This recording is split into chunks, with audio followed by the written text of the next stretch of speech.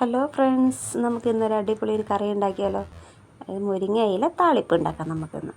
എങ്ങനെയാണെന്നറിയാം. അപ്പോൾ അത് നല്ല രീതിയിൽ നോക്കി എടുക്കട്ടെ കേട്ടോ, നോക്കി രീതി എടുക്കട്ടെ.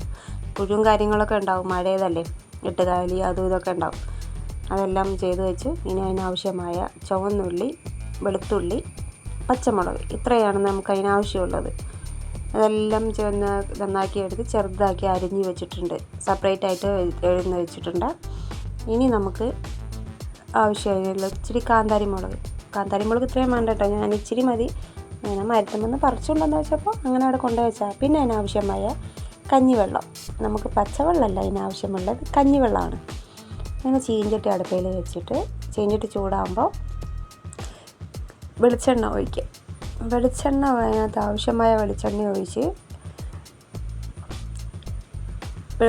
വെളിച്ചെണ്ണ ചൂടാകുമ്പോൾ നമുക്ക് ആവശ്യമായ കടുകും അതിനകത്തിട്ട് പൊട്ടിക്കണം. കടുക് പൊട്ടി വരുമ്പോൾ അതിൻ്റെ പൊട്ടി വന്നു കഴിയുമ്പോൾ നമ്മൾ അരിഞ്ഞു വെച്ച ചുവന്നുള്ളിയും പച്ചമുളകൊക്കെ അല്ലേ, അതിൽ ചുവന്നുള്ളി അതിനകത്ത് എടുത്തിടണം. ചുവന്നുള്ളി എടുത്ത് ചെറിയ മൂപ്പായിട്ട് വരുമ്പോൾ മൂപ്പാവുന്നവരെ ഇളക്കിക്കൊണ്ടേ ഇരിക്കണം. അപ്പം ഒത്തിരി മൂക്കരുത് കേട്ടോ, ഒത്തിരി മൂത്ത് കഴിഞ്ഞാൽ ഇച്ചിരി കളർ വ്യത്യാസം വരും. ഒന്ന് മൂക്കുന്നവരെ ഒന്ന് ഇളക്കി കൊടുക്കുക. അപ്പോൾ ഞാൻ ഒറ്റയ്ക്ക് എടുക്കുന്നതുകൊണ്ട് എൻ്റെ ചുവന്നുള്ളി ഇച്ചിരി മൂത്ത് പോയി. പിന്നെ നമ്മൾ അരിഞ്ഞ് വെച്ച പച്ചമുളകും വെളുത്തുള്ളി ഇത് കഴിഞ്ഞിട്ട് ഒന്ന് മൂപ്പിച്ചെടുക്കുക. വെളുത്തുള്ളി വെളിച്ചെണ്ണയ്ക്കകത്തൊരു മൂത്ത് കഴിയുമ്പോൾ ഒരു പ്രത്യേക സ്മെല്ലാണ്, പ്രത്യേക ഒരു രുചിയാണ് അതിന്. നല്ല ടേസ്റ്റ് കേട്ടോ കഴിക്കാനത്.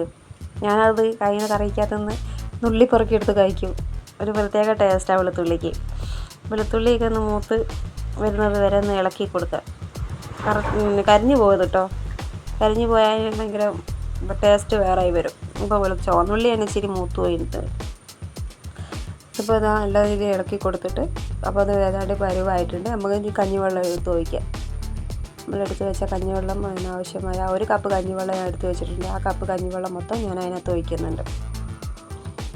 അതിലൊഴിച്ച് നമ്മൾ ആവശ്യമായ ഉപ്പ് ഇടണം. അതിനകത്ത് ആവശ്യമായ ഉപ്പ് ഇട്ടിട്ട് വേറെ ഒന്നും വേണ്ട, മഞ്ഞൾപ്പൊടി, മുളകും പൊടി, മല്ലിപ്പൊടി, ആ ഒരു കാര്യങ്ങളൊന്നും വേണ്ട. നമുക്ക് ഇത്രയും സാധനങ്ങൾ മാത്രം മതി അത്.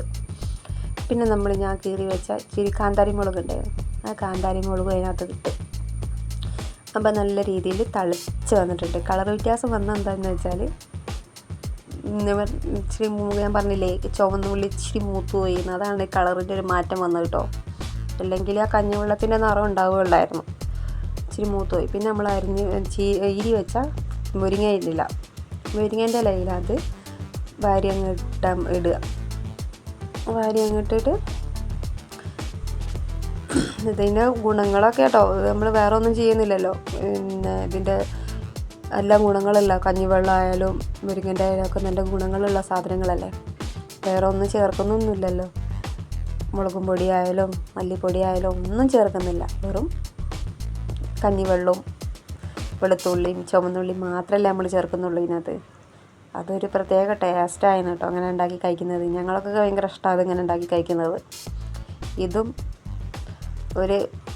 കുറഞ്ഞൊരു എന്തെങ്കിലും ഒരു ഉണക്കൽ മീൻ വറുത്തത് മതി, ചോറ് ഇഷ്ടം പോലെ കഴിക്കും.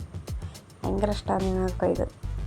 ഒന്ന് സൈഡിൽ നിന്നെല്ലാം നീക്കി വെച്ച് ഒന്ന് വേവുന്നത് വരെ ഒന്ന് നമുക്ക് കാത്തിരിക്കാം.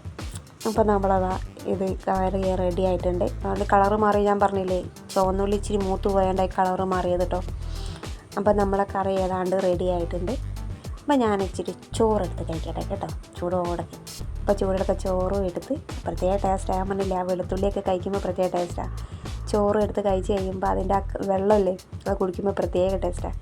അപ്പോൾ എൻ്റെ വീഡിയോ ഇഷ്ടപ്പെട്ടാൽ സബ്സ്ക്രൈബ് ചെയ്യണേ. Bye bye.